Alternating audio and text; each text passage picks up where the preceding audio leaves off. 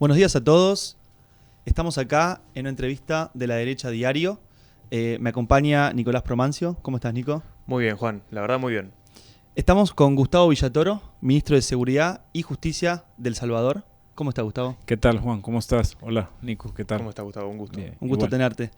Vino para la asunción de Milei. Correcto. Invitado. En representación del presidente Nayib Bukele, porque dado el permiso que él ha solicitado para poder correr en las próximas elecciones, fui designado para acompañar al presidente Milei. ¿Y usted está desde el principio de la gestión de Bukele como ministro? No, yo llegué al ministerio en el 2021. Ya entré con él en el 2019 a aduana.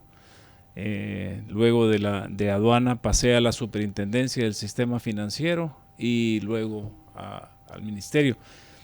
Pero obviamente en el tema de seguridad soy algo ya bastante de muchos años. Desde 1995 estoy en el tema de combatir el crimen organizado, y en una de esas, en el 2000, El Salvador fue el único país en América Latina que logró erradicar el delito de secuestro cuando estaba en boga. En ese tiempo era una plaga desde México hasta aquí por el cono sur, también en Colombia, Perú.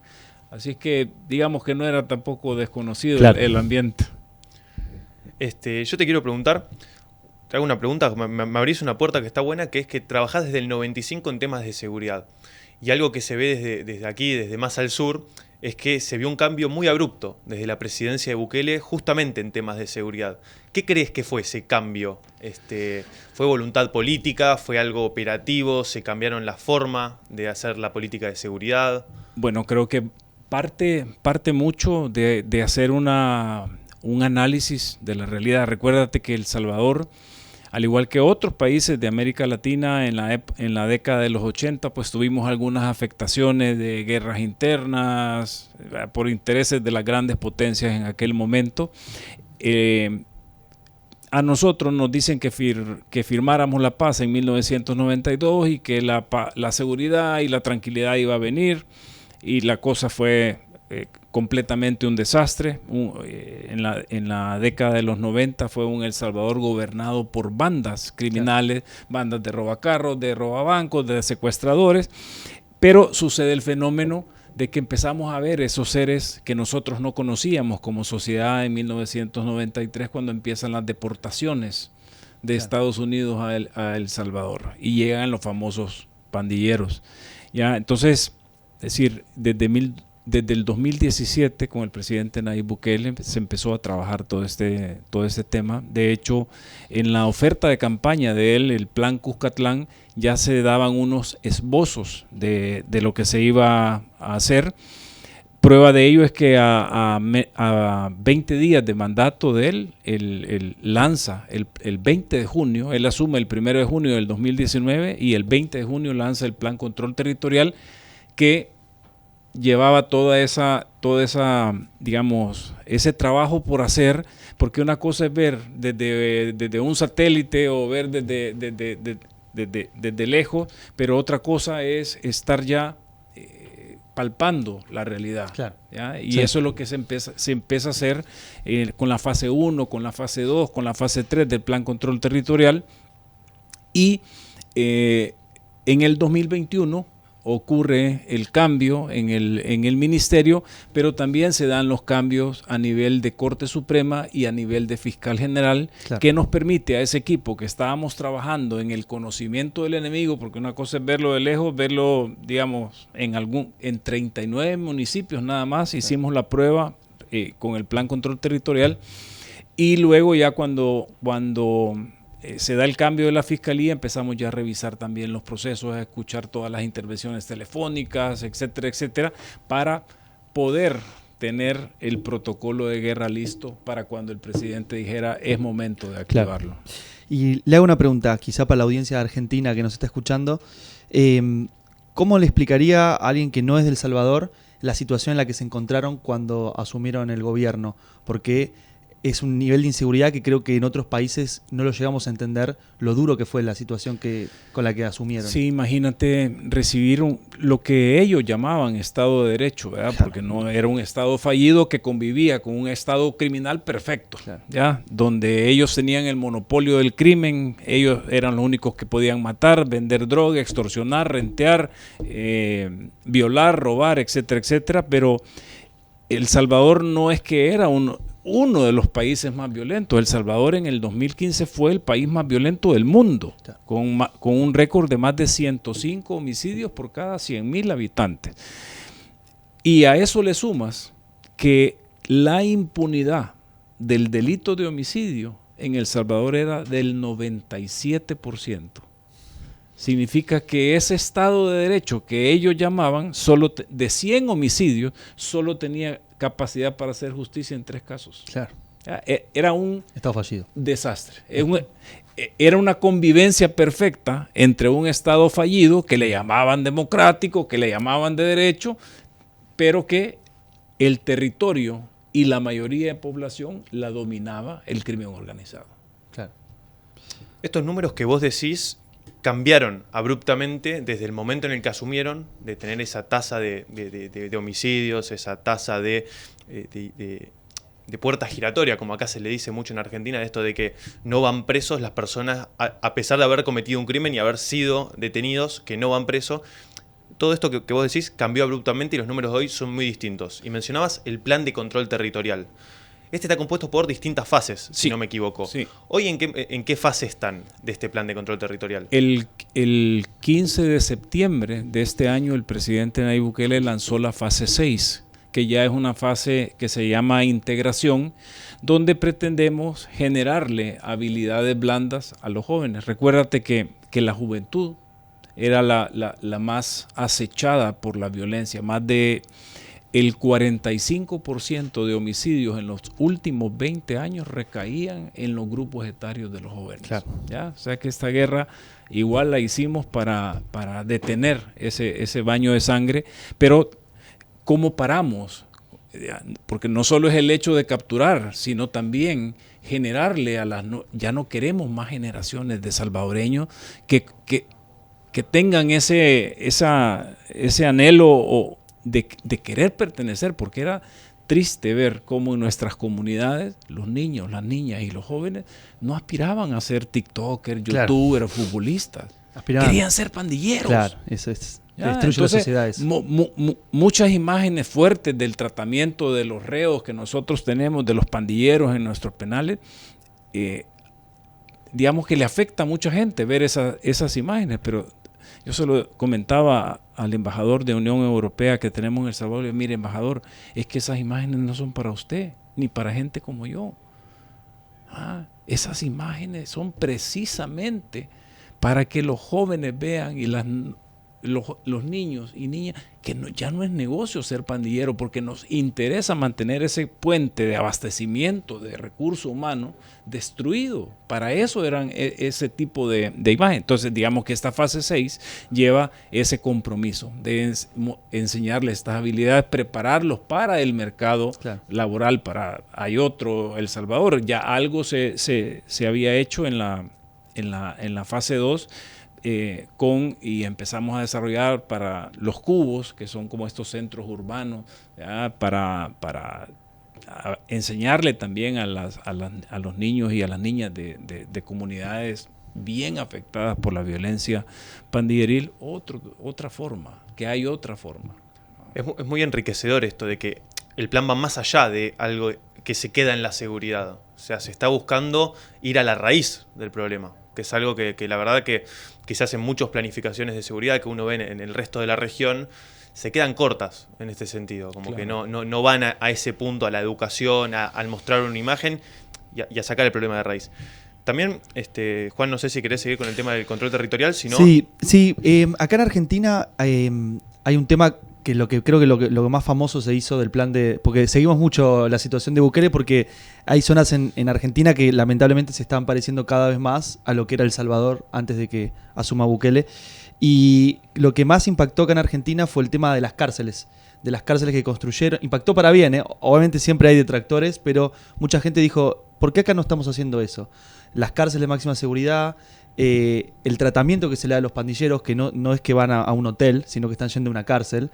Eso también fue parte también del plan de control territorial. Eso fue parte incluso de la fase 1. Claro. Recuérdate que en El Salvador, igual que muchos países de América Latina, las cárceles las mandaban y las gobernaban el crimen organizado.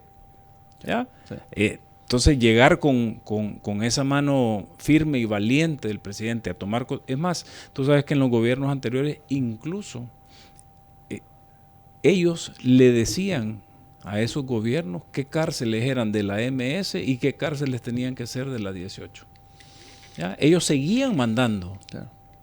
Y tenían fiestas, orgías adentro de las cárceles, etcétera. Ahora que tomamos el control, el Estado toma el control de las cárceles, ahora están mezclados. ¿Ya? Y SECOT, obviamente, que es el Centro de Confinamiento al Terrorismo, se convierte para nosotros como salvadoreños en el monumento más grande jamás construido a la justicia. Claro. ¿Ya? Claro. Imagínate más de 120,000 muertos. ¿Cuántas madres están llorando a sus hijos? ¿Ya? Obviamente con este esfuerzo no podemos hacer esa justicia individual, pero estamos haciendo una justicia colectiva que es parte del elemento de seguridad, que es parte de enfrentar el fenómeno de forma integral, no solo capturar, porque lo vimos en El Salvador de los últimos 30 años, y digamos, tratar de detener el fenómeno de las pandillas empezó con mano dura en el 2002, super mano dura en el 2006, luego Mauricio Funes que hizo una tregua con los pandilleros y a cambio de que ellos controlaran el voto en las comunidades, les cedió el 85% del territorio.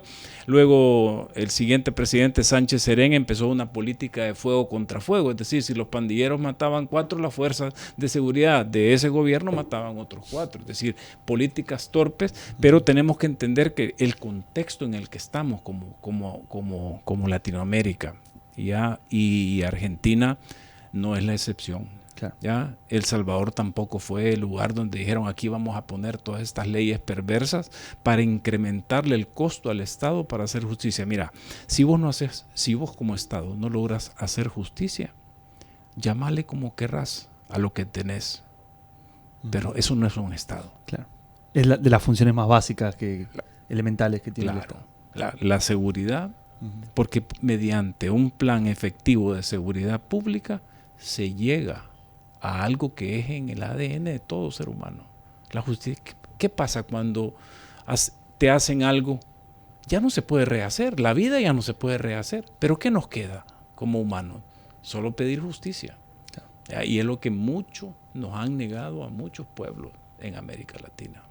¿Ya?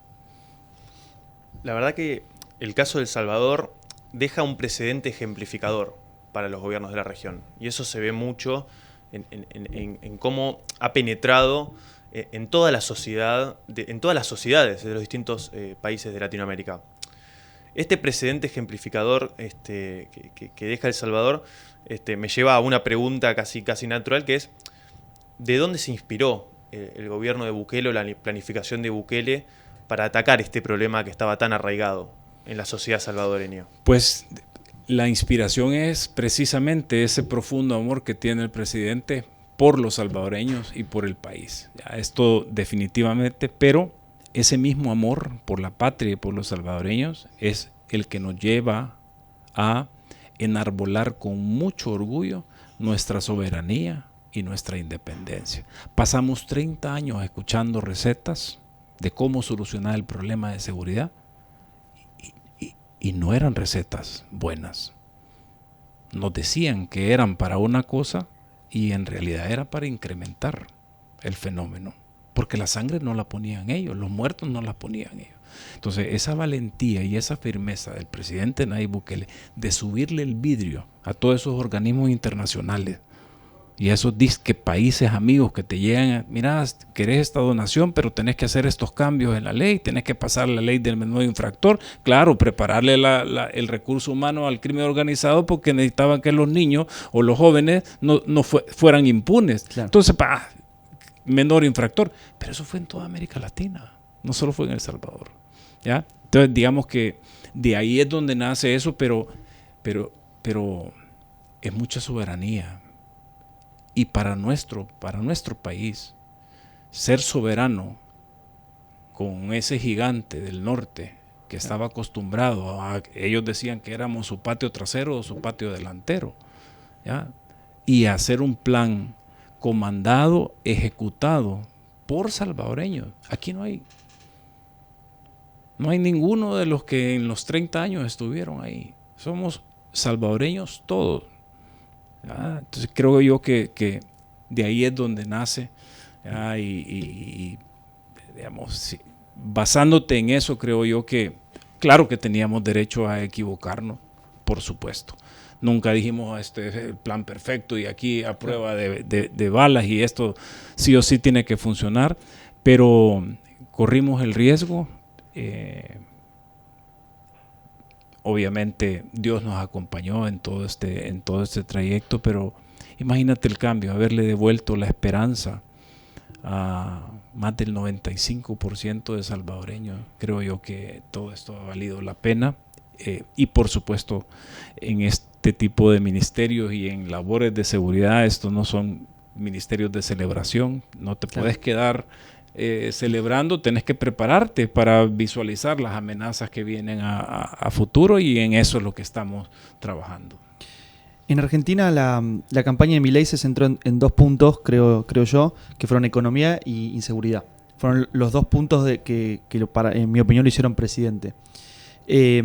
Si usted le tuviera que dar un consejo a Milei o a su equipo de seguridad sobre cómo encarar, porque el equipo de Milei también es un equipo que es bastante nuevo en la política, que no viene a hacer lo mismo que se hizo en los últimos 30 años.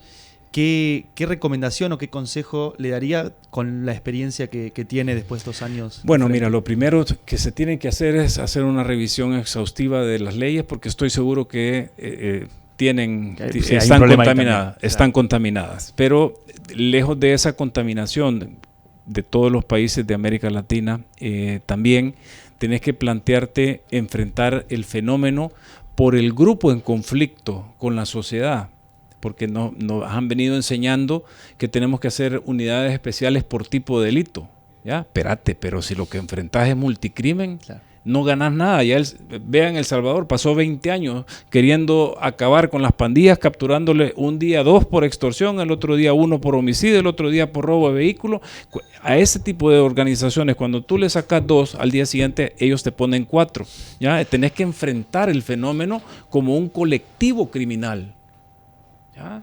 Que es el principal enemigo de la sociedad, y por eso es que, digamos, todo este plan que se desarrolló para el presidente Nayib Bukele y que él comandó, llevaba eso, ¿ah? Porque muchos creen que el régimen de excepción como tal es la varita mágica y que abajo de la manga están todas las soluciones. No. Claro. Hay un trabajo responsable sobre todas esas reformas legales que se necesitaban para que el Estado es el que tiene que ganar en contra del crimen organizado. Y cualquier Estado del mundo, por pequeño que sea, y eso es lo que está demostrando El Salvador, por pequeño que sea, tiene la capacidad de derrotar al principal enemigo de la sociedad. Si querés, porque si estás coludido con ellos, seguí haciendo pantomimas y todo, y a pura comunicación, pero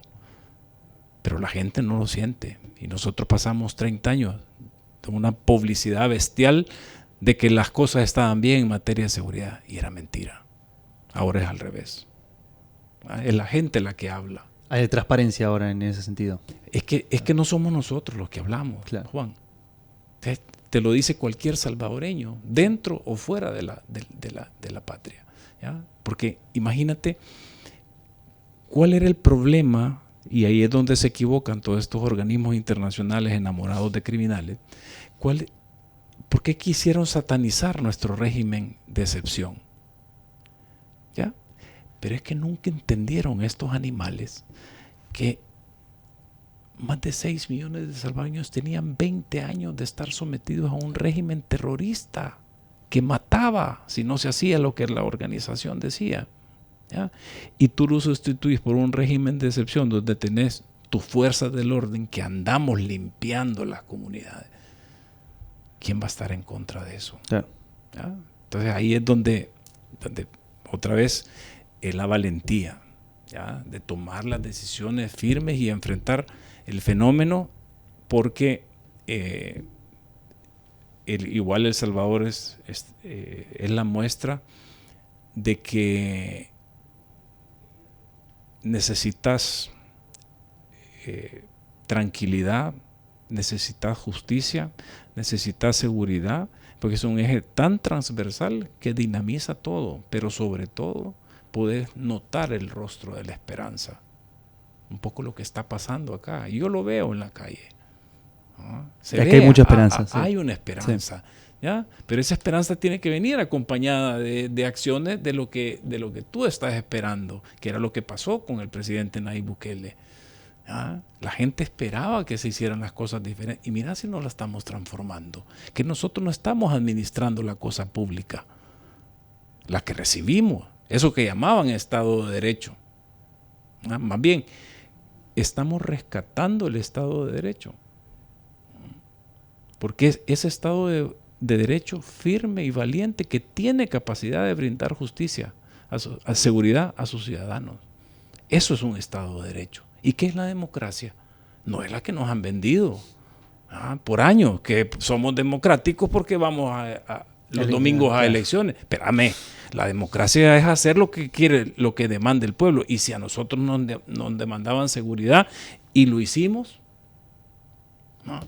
Bueno, eso se ve en las urnas. Creo que no ha habido un gobierno que haya, bueno, pues después hubo las elecciones legislativas, que haya tenido una convalidación tan grande de la población. Usted quizás me pueda recordar qué año fue, cuando fueron las legislativas, donde Nuevas Ideas logró finalmente tener control de mayoría en el poder legislativo, y ahí pudo empezar a hacer los cambios más fuertes. Sí, justamente fue en el 2021. Ya. 2019, la presidencial, 2021, la que rompe, porque tampoco era sencillo, Juan. No. Bueno, pero fueron 2 años donde entiendo que se hicieron lo que se había prometido. Y la gente dijo, voté esto, me dieron esto, vuelvo a votar esto. Correcto.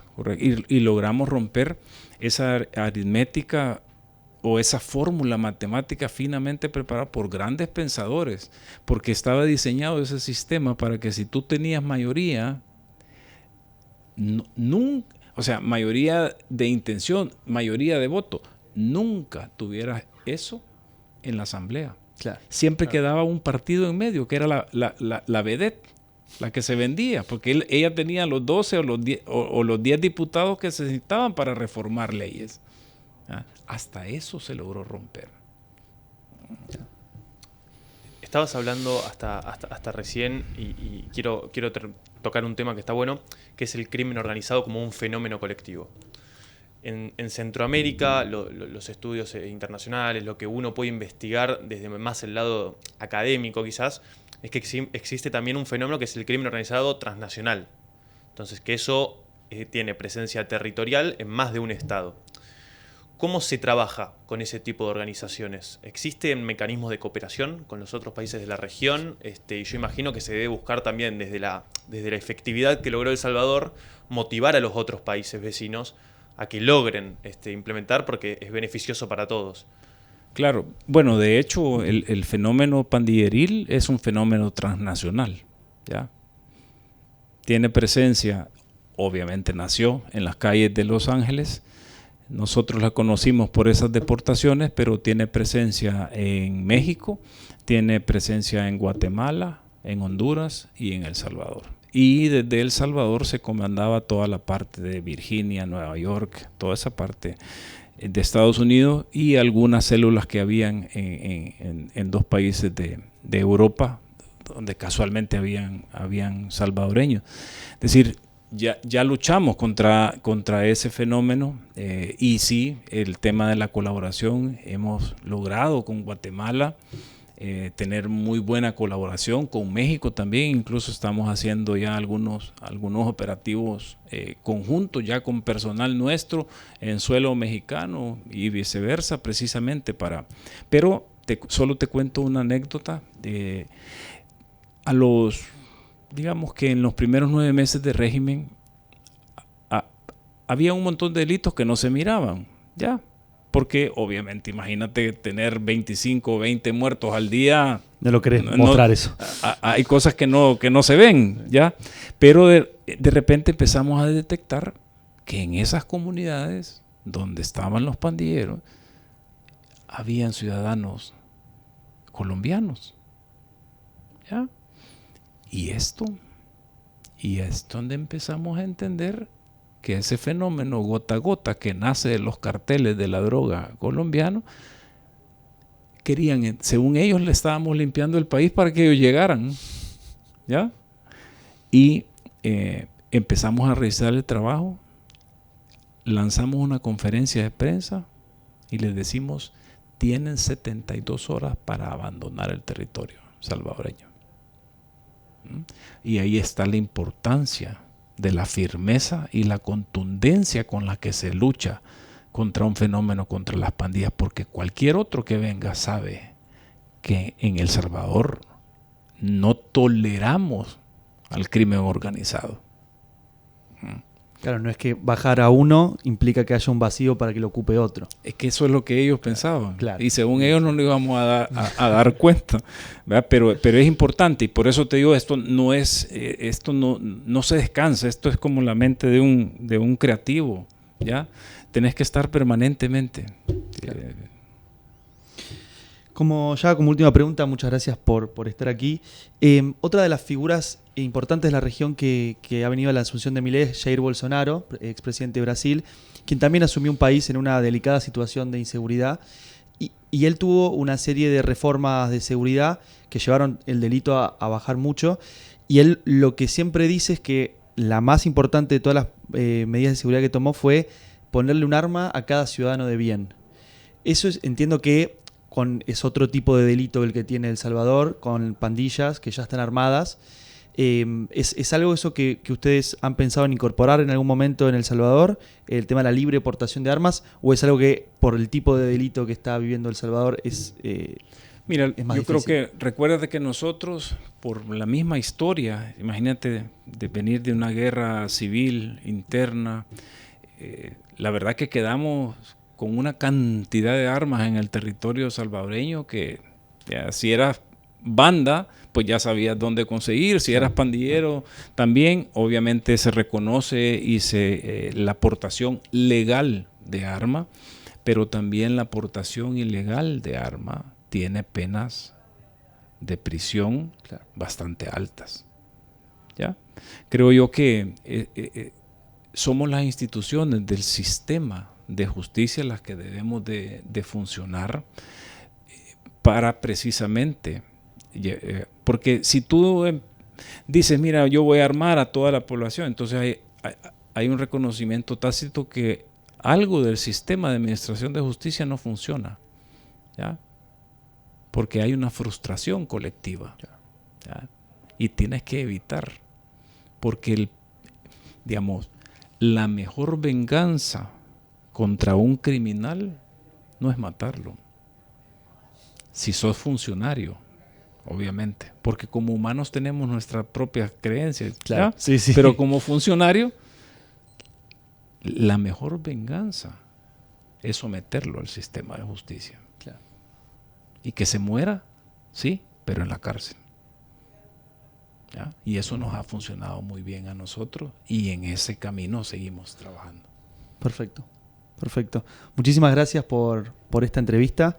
Estará el domingo en la asunción de Milei. Sí, primero Dios, mañana. Perfecto. Sí. No, un gusto y gracias por la invitación y poder charlar un poco sobre esto. Lo cierto es que desde un país muy pequeño se está generando una esperanza para más de 660 millones de latinoamericanos y creo yo que vale la pena que entendamos que a algún perverso en algún momento, como lo hicieron con África hace más de 3 décadas, decidieron que en América Latina no tenía que salir ninguna potencia mundial y nos empezaron a contaminar. ¿Ya? Entonces tenemos que reaccionar y liberar a nuestras sociedades del crimen organizado. No mandan ellos, manda el Estado. Y el Estado se respeta. Cuando pierde el Estado, pierde la sociedad. Y cuando pierde la sociedad, pierde el Estado. Por ende, sociedad y Estado es Estado de Derecho. Y todo aquel individuo que no quiera vivir en sociedad y respetar las normas de la sociedad, tiene que ser expulsado. Y esa expulsión se llama cárcel. Muchísimas gracias. No, gracias.